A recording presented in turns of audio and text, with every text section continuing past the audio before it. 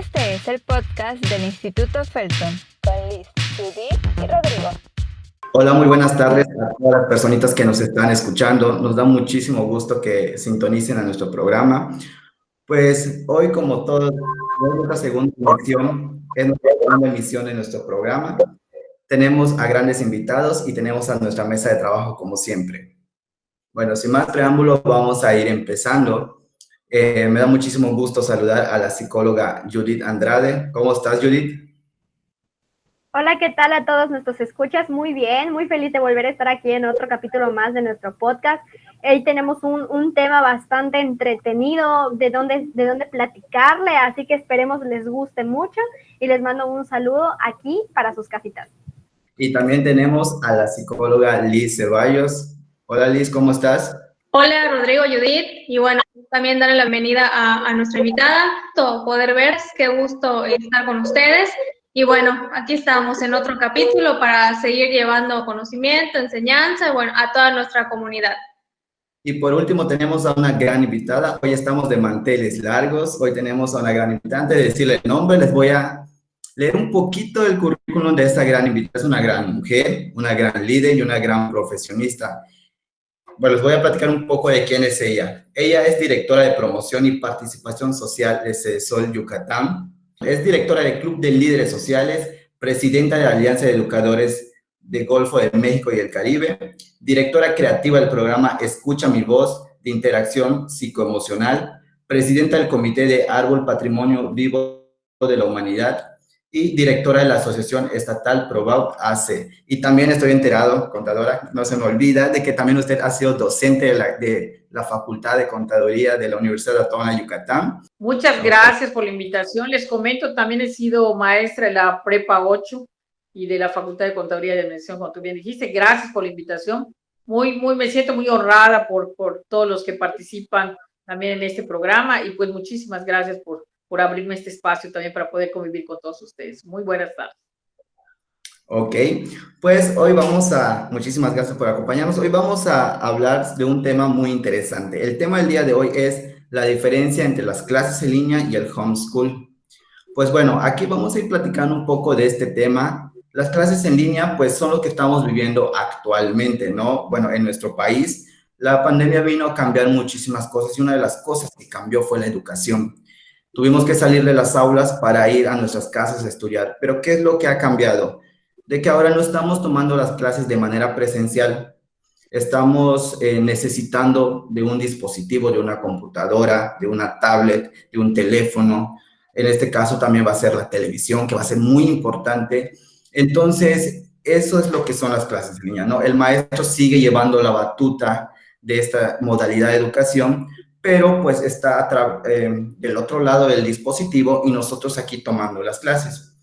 Y pues vamos al homeschool. El homeschool es poco común, en nuestro país es poco común esta modalidad de educación, pero el homeschool es donde ya el alumno se deslinda totalmente de la escuela, de los maestros, de los exámenes y de un horario, ¿no? Y es de lo que vamos a ir platicando. Me gustaría escuchar la opinión de la contadora para ir como que la perspectiva que tiene sobre estos dos tipos de educación, ¿no? Sí, bueno, te comento, pues evidentemente veo que la modernidad ha venido a revolucionar por el tema de la pandemia y definitivamente hemos tenido que pues replantearnos el acercamiento a lo que es la educación bajo distintas vertientes.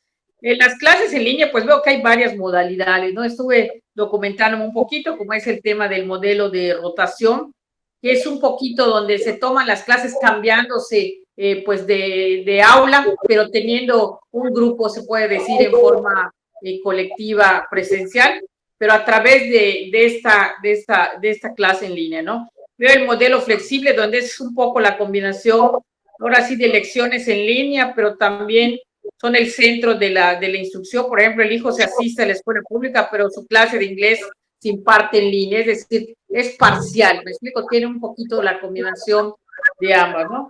Y el tema de modelo a la carta, donde puede ser pues una serie de cursos que se ofrecen en línea y el estudiante puede pues cursar en la escuela fuera o dentro de la escuela prácticamente también.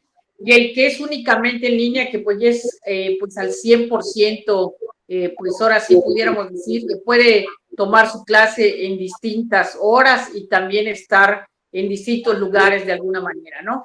Y el de la house, pues escuela, pues ahora sí lo que viene siendo la modalidad de house, de la casa, pues también implica, veo, un tema de acompañamiento en el caso de los niños, ¿no? Sabemos que también el papá tiene que hacerle un poquito de tutor y pues en el caso a nivel primaria y a nivel preescolar, se vuelve un poco, no sé cómo o cómo lo conciben ustedes, el papá tiene que asumir un rol de aprendiz para poder transmitir el tema de la escuela, ¿no? No sé, Rodrigo, ya sí me gustaría me ampliaras un poquito cómo funciona en el caso de ustedes y cómo lo están llevando en ambas vertientes. Claro, y es que, por ejemplo, cuando hablamos de educación en línea, nos estamos refiriendo a que hay una educación por medio de un docente, pero a través de medios digitales, en donde utilizamos computadoras, tabletas, utilizamos a lo mejor teléfonos inteligentes, pero al fin y al cabo el maestro y el alumno todavía tienen esa interacción. Es decir, llevar la escuela a un plano digital. Pero en contraposición tenemos la educación en casa, en donde ahí ya no hay docente, ¿no? Como se comenta, el padre o el tutor en este caso es el que se vuelve el docente y no necesariamente tenemos que tener una clase en línea, sino que el padre ya busca lo que son los planes de estudio, busca todo material, por ejemplo, didáctico, hablamos de plastilina, de libros físicos, a todo eso, pero llevándolo en casa. Es decir, el alumno ya no tiene que ir a una institución educativa física, sino que todo ese tipo de educación la lleva en su casa mediante sus padres, ¿no? Ahora sí que el docente es el mismo padre o tutor que tiene el alumno, a diferencia de la educación en línea, en donde sí tenemos docentes, simplemente hay una comunicación, pero por vía digital. Así es. Si me permiten, el tema yo creo que de la casa sí resulta un poco más complejo por el nivel de participación que requiere el tutor, es decir, el padre, el hermano o el acompañante de alguna manera, porque es el que necesita pues alimentarse de la información y es accesarla a nivel pues niño o adolescente, ¿no? Allá sí ve un poco más complejo porque en la modernidad de la vida de los padres actuales, pues obviamente todos tienen responsabilidades laborales, y ya se hace un poquito más difícil porque tiene que empaparse el tutor para poder aterrizar el conocimiento. Y el niño en este caso, pues al no tener la presencia del maestro, como que el orden de aprendizaje se le vuelve un poco complejo desde la casa, ¿no? O sea, fijar la rutina de que mi papá o mi mamá me va a enseñar o algún compañero, eso implica pues el poder adoptar y adaptarse a esa nueva filosofía de aprendizaje y también que los padres tengan el tiempo, ¿no? En cambio, en el caso de línea ya, pues obviamente directamente, pues tú eres el que asume el conocimiento a través de la participación, pues obviamente del conocimiento que te van inyectando, ¿no? A través de las redes sociales y a través de lo que es el mecanismo de la interacción en línea. Me parece interesante porque es una modernidad que pues implica que te vuelvas un poco independiente porque el conocimiento lo tienes que explorar, es decir, de lo que tú vayas aprendiendo, tienes que alimentarte de una manera independiente, de una manera de tener también la buena disposición y ahora sí el convencimiento para aprender, ¿no? Pues yo creo que esa es una primera parte de mi comentario, que me gustaría, pues, evidentemente, interactuar con ustedes en base a esto. Adelante. Claro, y también algo muy importante de todo lo que estamos recopilando aquí, como bien dicen, son dos roles, ¿no? Ahora el papá, pues resulta que tiene que aprender en el caso de, pues, de los niños, ¿no? Y yo me imagino y me pregunto cómo le harán, pues, los niños de maternal o de kinder, pero bueno, yo creo que estamos en este camino, vamos a seguir buscando la manera, porque bueno, lo hemos hecho, nos hemos adaptado.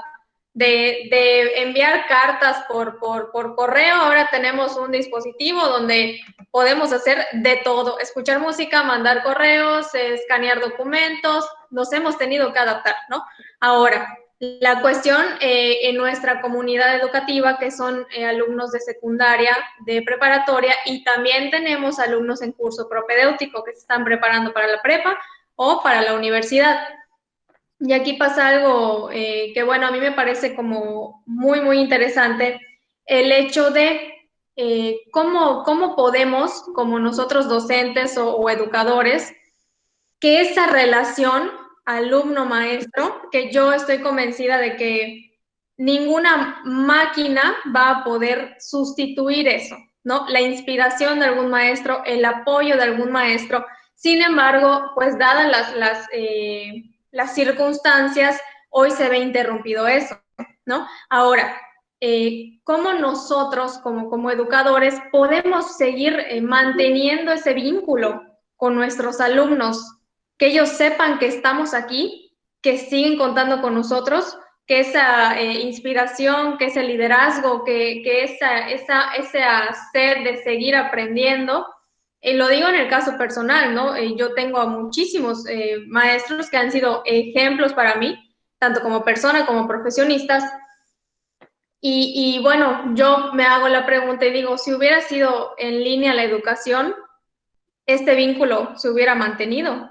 Yo creo que también es un muy buen punto para que podamos platicarlo. Claro. Y es que si te das cuenta, los roles del maestro cambian.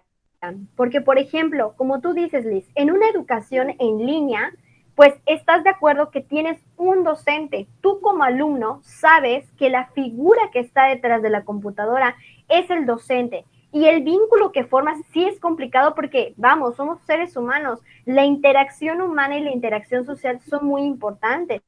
Pero asimismo, tu misma opinión, Liz, también me hace cuestionarme, ¿no? Entonces, en una educación en casa, ¿cómo un niño puede separar los roles de su padre? Porque es padre y también va a ser maestro. Entonces, eso puede entrar en conflicto. Ahora sí que ya no es vamos a hacer la tarea, es te voy a enseñar y me tienes que ver como una figura de autoridad, ya no siendo tu padre o madre, sino siendo tu maestro, tu docente, ¿no? Y también eso al niño le puede costar a lo mejor en su crecimiento.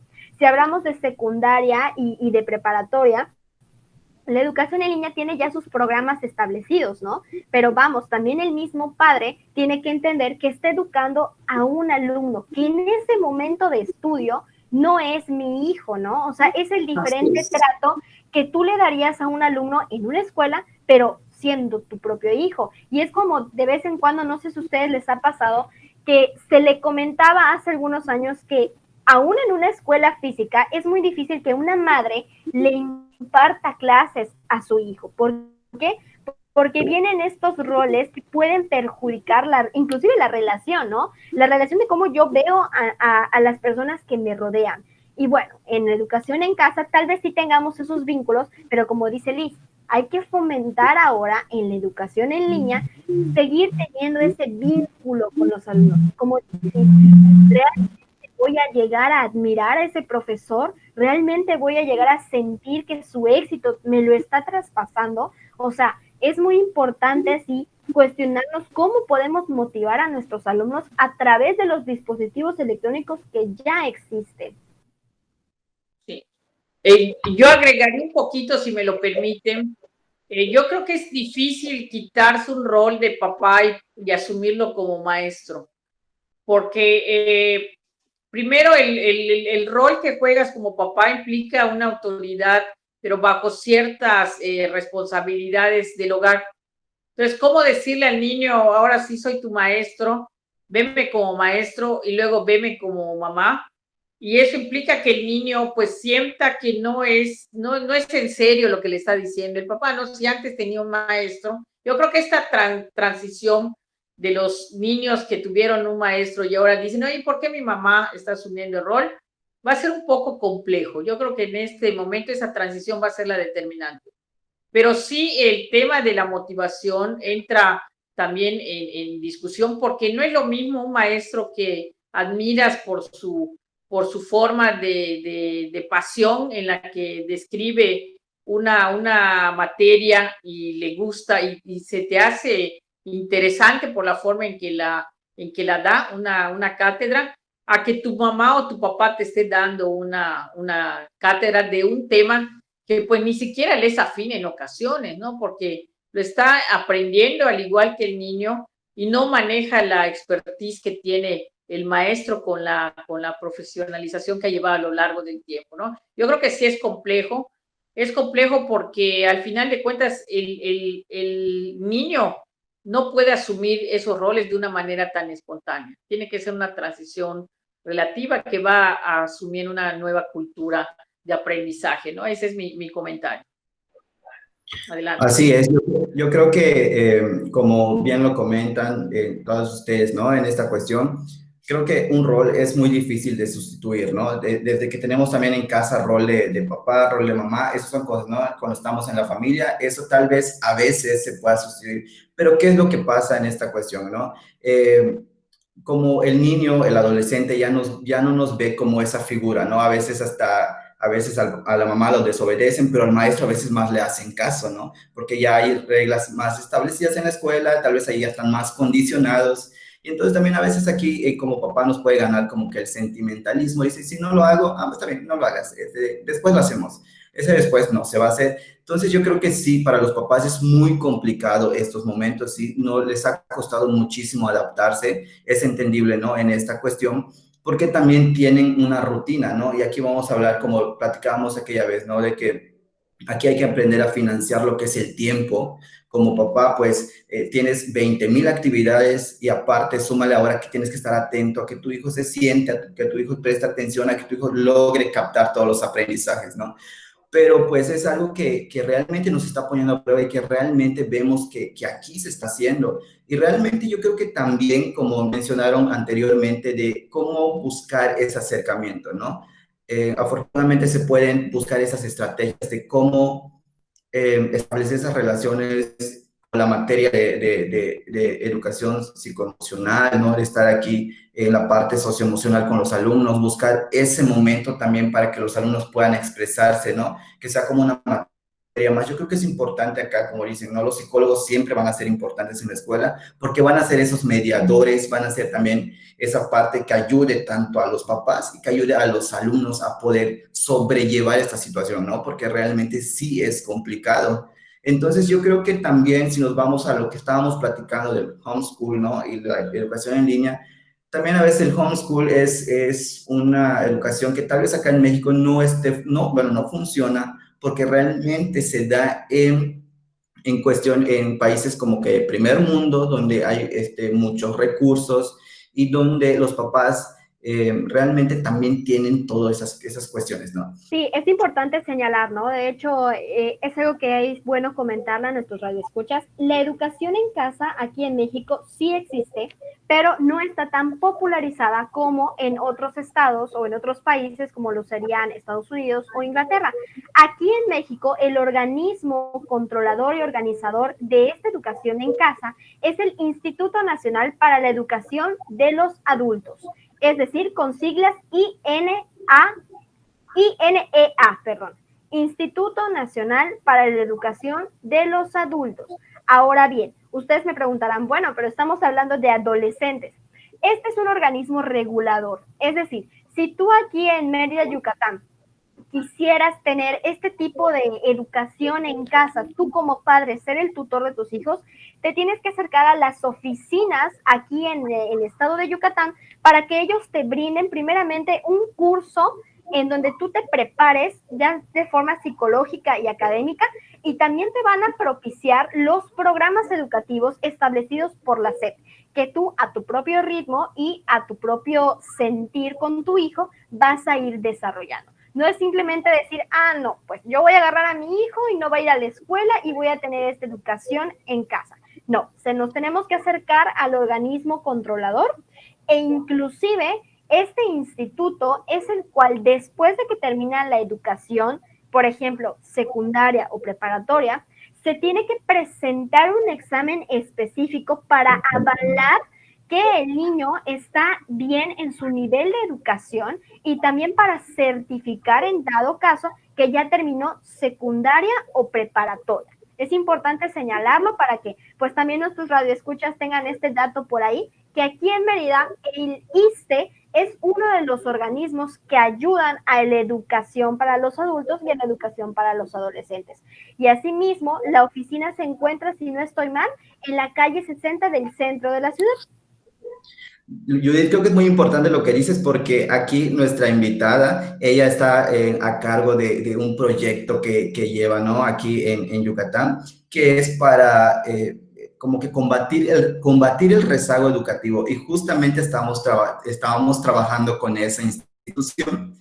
Estamos trabajando con el IAEI también y con el INEA para que pues se pueda combatir ese rezago. Ella nos puede platicar mucho más sobre cómo funciona. Claro, sí, te lo agradezco, Rodrigo.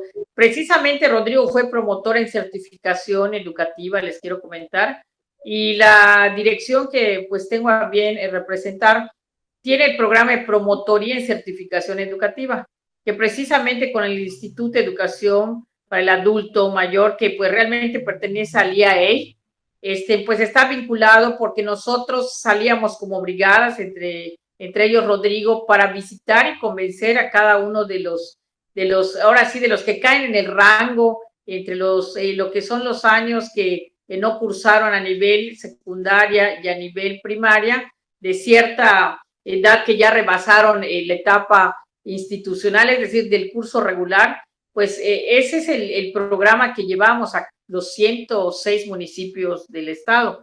Y consistía precisamente en convencer a los adultos mayores de inscribirse para certificarse y efectivamente hay un examen que precisamente se hace en línea y de alguna manera yo creo que esta modalidad pues ahorita va a tener que ser ya sin lo que es el promotor que le daba la asesoría en forma presencial, yo creo que ahora va a tener que ser totalmente en línea desde el instructor hasta el examen que se va a presentar. Y pues es una gran labor que implica pues el convencimiento primero y que en esta etapa de contingencia resulta un poco, pues ahora sí, yo diría por el aislamiento llevarlo a cabo, pero tendremos que implementar la modalidad de cómo llegar hasta todos los adultos que no cursaron en etapa institucional, ¿no? Y pues sí, lo llevamos en la Secretaría de Desarrollo Social y estaremos pues dando las nuevas modalidades para poder continuar con este programa. Pues vamos a platicar un poco sobre el rol del alumno, de cómo él se va adaptando hasta esta situación, ¿no? Y pues vamos a ir escuchando a nuestras compañeras para ver cómo, pues, ellos han visto cuál es su perspectiva de cómo el alumno está, ¿no? Claro, bueno, yo quería comentar, cuando hablamos del rol del alumno, que yo creo que en este cambio de estrategias o de herramientas para nuestros alumnos, para seguir pasando pues la información, el aprendizaje, y bueno, para seguir enseñando, ¿no? Aquí, si de por sí ya la educación era algo que se construye por parte de nuestros maestros, pero también algo muy importante que mencionaban, pues es este rol del alumno, ¿no? Que a fin de cuentas existe el rol, puede que sea un poco ausente, puede que sea más entregado o más atento, pero el vínculo existe, ¿no? El rol existe. Ahora, ¿cuál es la parte, desde mi perspectiva, cuál es la parte a la que se está teniendo que adaptar el alumno? Pudiéramos pensar que es como más fácil para ellos porque están más dados a este contacto con la laptop, con la videollamada, con el celular, bueno, digamos que maneja un poquito más las herramientas, ¿no? Sin embargo, nos topamos con que sí hay barreras. Quizá, si bien los dispositivos ya estaban, las plataformas ya estaban, pero no había nacido pues esta necesidad de por ejemplo, investigar cómo se maneja el Classroom, un ejemplo, o cómo subir un video, o cómo subir un documento, ¿no? Entonces, eso también es algo que ahorita también ellos se están teniendo que adaptar a esto, y la verdad es que desde, como yo lo veo, se han adaptado bastante rápido. Entonces, juntando o combinando el rol que nos toca a nosotros como educadores y a los docentes, es qué estrategias vamos a crear para ir a la par, para que vayamos juntos, para que nadie se quede atrás, para que todos vayamos en el mismo canal hacia el mismo objetivo. yo creo que las estrategias tendrán que ir marcándose porque definitivamente el tema de las TICs, ahora sí, pues vinieron a acelerar, como tú bien dices, cómo subir un archivo, cómo mantener tu información en la nube, que también ahorita demasiada información, pues no se puede concentrar todo en la computadora o en la tablet. Eso va a definir una estrategia primero de poder encontrar que el conocimiento también del maestro tiene que estar a la vanguardia del alumno, porque el alumno puede hacer una investigación tan profunda que sea pues un horizonte de cuestionamiento, ¿no? Yo lo diría como docente. Yo recuerdo que cuando me paraba en la Facultad de Contaduría y como allá se practica durante toda la carrera prácticamente en un 60%, pues llegaba ya con una especie de expectativa de si el alumno no iba a superar el conocimiento. Y yo creo que ahorita, dado las investigaciones que se están haciendo de toda la información, pues el maestro tiene que estar muy actualizado, muy vanguardista, porque ya el alumno va asumiendo un rol pues muy sistematizado, yo diría, ¿no? Demasiado avanzado, lo que implica, pues como estrategia, tener que estar actualizándose el maestro en distintos conocimientos nuevos que puedan profundizarse para tener las respuestas, porque también si somos los que vamos a orientar, pues evidentemente hay carreras tan difíciles. Bueno, yo digo, la psicología es un horizonte inexplorable, ¿no? Entonces yo todas las estrategias que van manejando a nivel psicología, me imagino que pues la vanguardia será tener las herramientas para dar una respuesta que un psicólogo distinto puede también cuestionar, pero a la vez que le genere un conocimiento más abierto al alumno, ¿no? Yo creo que eso es lo más interesante, porque al final la psicología es una respuesta a una conducta, a una situación emocional, psicoemocional, que puede tener varias respuestas, pero la que va a tener el mayor impacto va a ser la que sea persuasiva, intuitiva y de alguna manera perceptiva también para el conocimiento del alumno. No sé si estoy equivocada o de alguna manera es cercana a la realidad de ustedes como psicólogos, ¿no? No, y además para completar, si hablamos del alumno, entonces el alumno tiene que aprender a tener esa independencia y sobre todo una responsabilidad mayor.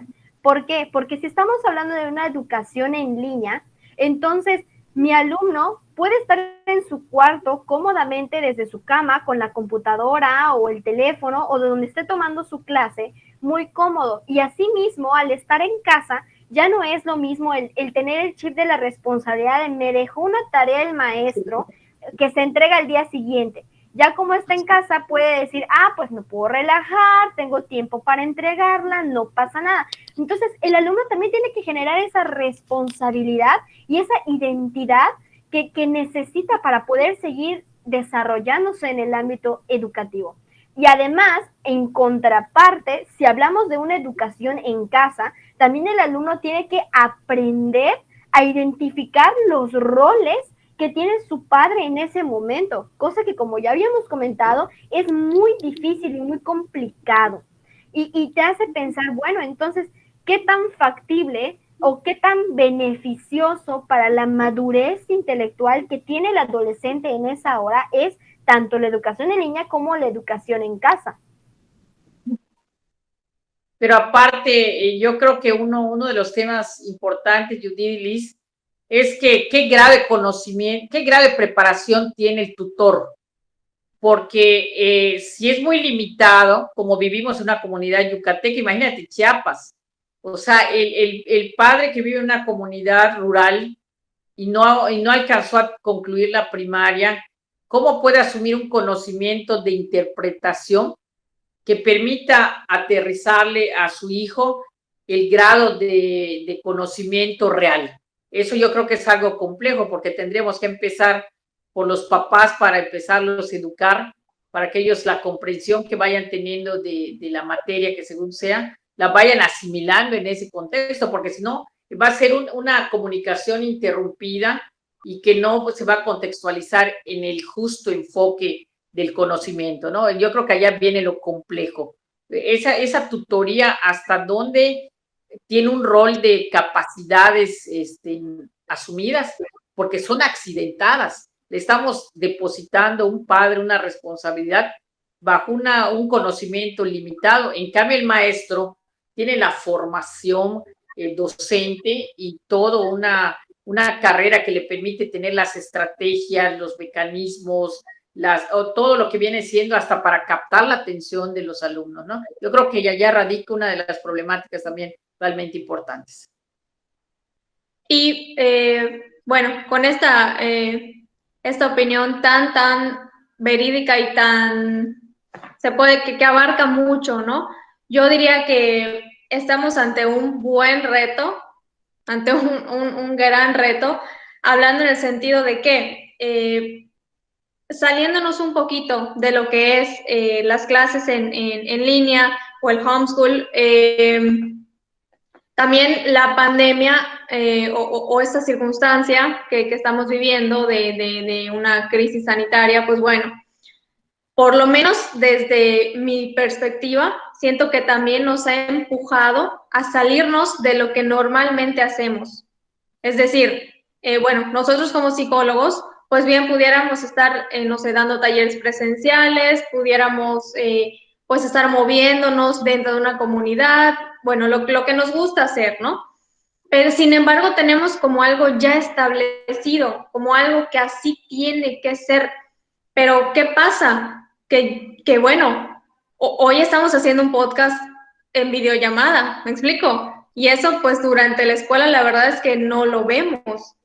Entonces, yo confío, yo estoy muy segura de que esta pasión por educar, esta pasión por dar, por servir, nos va a empujar definitivamente a buscar más estrategias. Tal vez ahorita ni siquiera nos imaginemos cuáles son esas herramientas, todavía no estén muy claras, pero si de enero a el día de hoy que estamos agosto, es una realidad completamente diferente a la que estamos viviendo. O sea, no me imagino de aquí al próximo enero, ¿no? ¿Qué vamos a estar haciendo? ¿Cómo vamos a estar empujando esa información, ese aprendizaje a las personas que lamentablemente no pueden acceder a ella, ¿no? Así es. No, y además yo creo que las bases ya estaban establecidas. Yo creo que ya se escuchaba de repente que mi vecina o mi tía o mi prima estaba tomando una maestría en línea, por ejemplo, o que a lo mejor mi adolescente que se tuvo que dar de baja en su escuela adoptó una educación libre, y por libre también entra en este juego la educación en línea o la educación en casa, porque al fin y al cabo ahora el alumno, al no tener un sistema escolarizado, tenía que ver cómo organizarse para seguir con su educación. Pero las bases ya estaban. Yo creo que la situación de salud que vivimos fue el empujón que tal vez necesitábamos a comunidad, a nivel mexicanos, para poder llevar a cabo en otro plano más conciso la educación en casa, porque volvemos a lo mismo. En otros países esto ya se da desde hace muchísimas décadas y ha funcionado y se han capacitado más y más personas.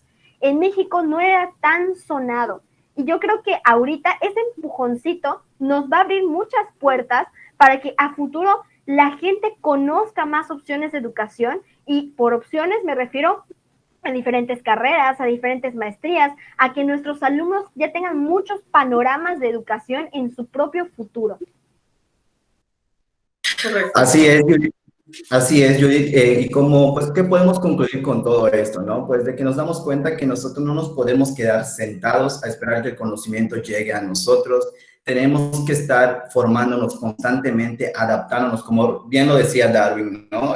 Aquí hay que adaptarnos. La situación es, aquí nos está diciendo de que o nos adaptamos, no hay de otra, ¿no?